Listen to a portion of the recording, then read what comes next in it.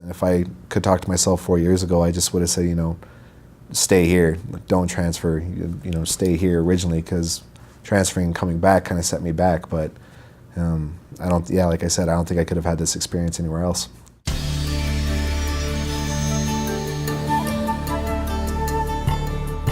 So I presented on feelings of interpersonal rejection and how coping occurs when you first experience rejection and how coping may occur over time. If you're a part of a group or you're trying to get accepted into a group and they just flat out turn you away, how do you initially respond to that, or how do you respond with those feelings over time?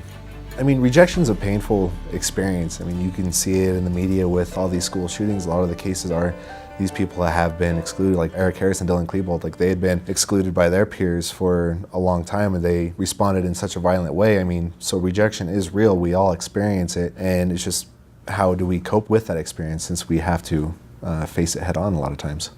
I think if we can see how people cope with rejection and feelings of shame, then that could go a long way with mental health. This was a part of the honors thesis in psychology class. It's an upper divisional class in psychology for seniors who are interested in going to grad school, who want to do some more independent research. Starting in June, I started doing all the background research, a lot of the stuff that goes into the literature review. And then day one of last semester, we hit the ground running, starting with getting everything kind of finalized, the research we were going to be doing, like how were we going to do this, how were we going to make them feel excluded. And then the start of this semester has been nothing but data collection. The quality of this project, I've read many master's theses that aren't as good as this project, and the data is just amazing.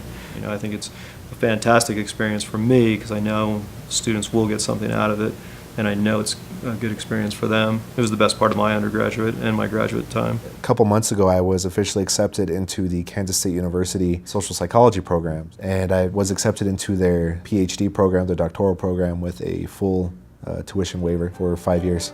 So hopefully be able to continue on my research here, but in a different setting and maybe with different age groups.